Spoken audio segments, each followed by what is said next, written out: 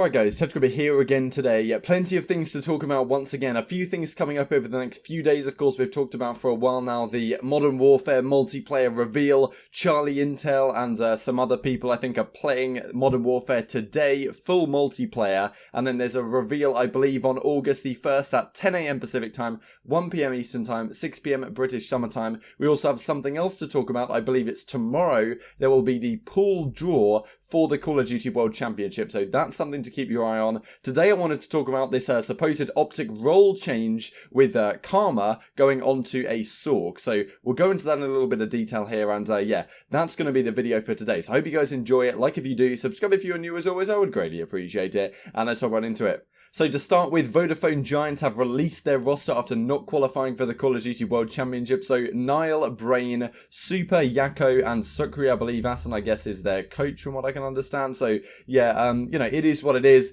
and they didn't qualify for champs, unfortunately. But yeah, I thought I'd bring that to your guys' attention regardless, and obviously a big name in Call of Duty, sponsored of course by Vodafone, no less. Then we have the following. So this team that did qualify for champs, the likes of Awakening, which is the name I really remember, they're going to get picked up by Team Vanity for the Call of Duty World Championship, and as I just said, in the coming days we will get details of which pool these guys will be in. Pretty much unknown players, maybe they can make a run. So moving onwards here, this is what CHaRLY Intel said that I just mentioned, uploaded. This tweet was made very recently indeed, playing Modern Warfare today, so keep that on your radars, August the 1st. Then we have this. So these are the currently qualified teams for the Call of Duty World Championship, and let's just run through them just to refresh your guys' memory. So, of course, 100T, Elevate, Enigma 6, E United. Now, it's interesting the way they've done this, because of course these aren't how they have been, you know, how they've performed. In fact, it's pretty difficult to say how these have even been organised. I really don't see much logic to this pattern.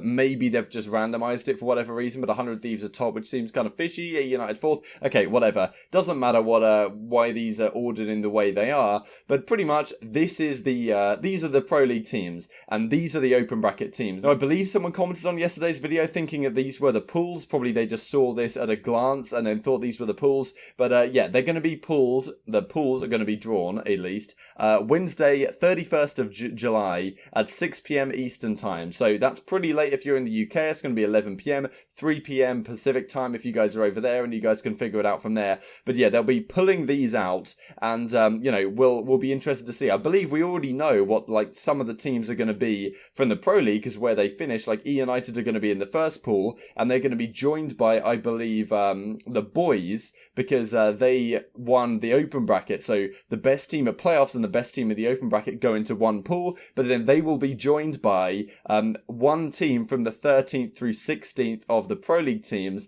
and then the 13th through 16th of the qualifying teams. So I don't really know what these numbers refer to, because the boys were number 1, so I don't know why they're not appearing as number 1 here. And Reciprocity definitely weren't in the 13 through 16 range. So this isn't very accurate, and of course, you know, why are Optic down here, right? But yeah, like this isn't very accurate, but we'll have a look in the next couple of days, and we will of course talk through those pools, and of course it's very exciting times ahead. Now, to follow on from yesterday's video where we talked about the bootcamp, a guy called Connor reached out in the comment section and also on Twitter to tell me some really interesting stuff that really does imply heavily that Gen.G did in fact, I guess, snub or blacklist isn't really the right word, but from their bootcamp that they are hosting. So as you can see, this is kind of a funny tweet from Krona, the Intel Call of Duty account, saying that, like, you know, these are the two bootcamps. Splicer sitting here like, well, please lads, you know, obviously hasn't worked out for them, but look, this is what Connor sent me here on Twitter. If you guys want to reach out to me and send anything interesting, my Twitter link is linked down below, so if you guys want to follow me, that would be nice. If not, no problems, but if you want to reach out to me and say something that you can guarantee I'll see, because sometimes things get lost in the comments. There's a lot of comments. I've been pretty damn busy lately, so if you want to make sure something does get through to me, DM me on Twitter, and my DMs are open all the time, so no problem with that, and I'll see it. So this is what Connor said. He commented on yesterday's video, and there's a link to a podcast here. So this podcast is as follows. It's called Esports Man Like Conduct or whatever, and it's about a 45-minute podcast. I'll leave this linked down below, what Connor says. If if you guys want to go and check it out. And I did listen to it briefly, what Connor directs me to. At 34 minutes 30 seconds, he says that they effectively kicked out FaZe from their bootcamp for 100 Thieves because, well, 100 Thieves wanted to come and they thought they were better than FaZe. And Optic, you know, is going to the B tier LAN, and it took everyone the whole year to realize they aren't that good. So this does pretty much heavily imply to me that Gen.G were like, well, you know, we don't want to have Optic at our LAN. We'd prefer to have these other teams who are going to be better. So yeah, if you guys want to check this out, I'll leave it linked down below. It's a pretty interesting podcast. I haven't got the time to go through the entire thing yet, but I touched on it briefly. So yeah, thanks very much to Connor for bringing that to my attention. And let's move onwards here then to this role change that Optic Gaming are undergoing. So let's, I'll play a couple of clips from you guys for Karma's stream, about a minute's worth of content that really is where all this stuff comes from. Wait, I'm telling you, now that the gun is like hit scan, I actually love it.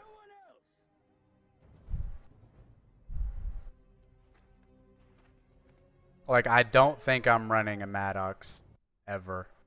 I was so good with it, and then I don't know. Now I suck with it, but I fuck with the SAUG. I mean, it'll like, dude, that gun is so good that TJ will still run a SAUG when we have 3 SAUGs, but just instead of me running like a Maddox on Arsenal or Grid, he'll probably use it aside from like certain points. So this is a Reddit thread here from VeerSing99, and this is effectively what is established as a result of that Twitter clip. Or it was on his Twitch channel, of course.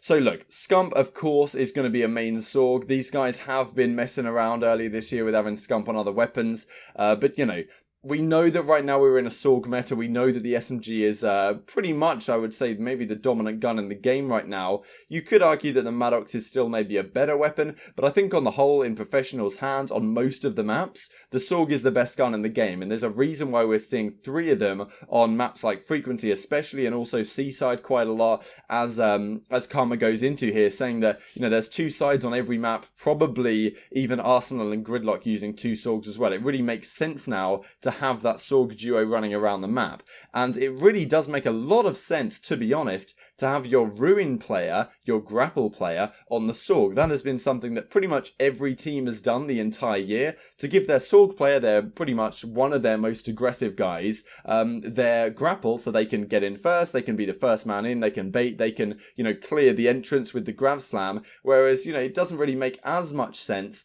for the second or the third man in, say Karma with a Maddox, to be the one with the Grav Slam, because the timings are not going to work so well. So there's a reason why Optic have decided to do that through the year, and that was because Karma was just so good with the Grapple and so good with Ruin more generally. But, you know, he was using a Maddox. It was Maddox, it was Karma and Dashy on the Maddoxes, TJ and Scump on the SMGs, but, you know, generally TJ wouldn't use a sub, or Scump wouldn't use a sub, whatever the situation was, because there didn't used to be a SAUG meta, whereas now we have a 2 SAUG meta all the time. And from what Karma says, he really likes the new hit scan SAUG. He's actually going to be using it full time, and Karma, I think, is a very, very versatile player. I think he can pull it off. He's not quite as like a cracked out guy like TJ, and in terms of an SMG duo, I'm not sure this is as deadly as well, it's almost certainly not as deadly as some of the other ones that are on display. Sypien and Beezy, you know, Dylan and Alex and Zed, those as a trio, of course, Havoc and Envoy. So, you know, it's interesting. Now, when TJ brings the SAUG out as well, then maybe we're talking. But, you know, it's difficult to say how good Karma will be on a SAUG. We haven't seen him on it, really on that kind of SMG for a long time.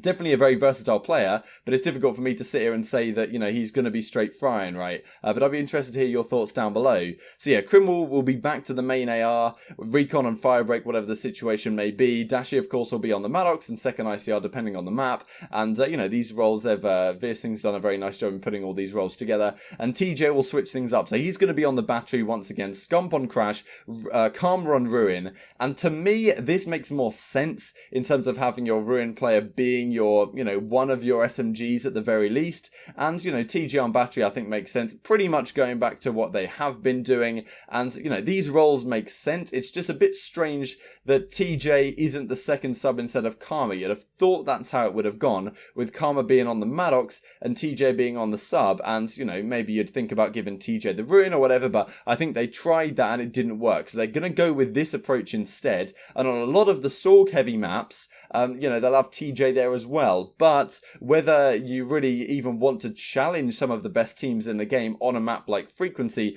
like, you know, running into Reciprocity, as I said, with Dylan, Alex, and Zed on your SMGs is just such a scary thing. And United as well, you know, Simp, Abizi, and Pristini on your subs. Like, do you really want to be running into that, even if you've got a pretty damn good set of SMGs here? But I think Karma is somewhat unproven on the role. But as he said, you know, he doesn't really feel too comfortable with the Maddox, or he doesn't think he's that good with it anymore and can't be the best partner to Dashy. So, you know, this is what apparently they're going to try, at least in practice over the next couple of weeks. So, be interested to hear your thoughts on where you guys think this will go. Will this be a benefit to Optic Gaming?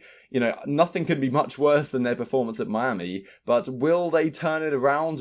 Is this the recipe for World Championship success? Karma back on an SMG, which we haven't seen in a while, in a game that is so fast-paced and so aggressive. Can Karma, even though he is the grapple player, you know, can he fit into that role as well as some people have? I'd say he's got a damn good chance of doing it, but on paper, it's just a little bit weird to see. So yeah, hope you guys enjoyed the video. Like if you did, subscribe if you were new, I would greatly appreciate it. And yeah, as I say, leave your thoughts on this down in the comment section below.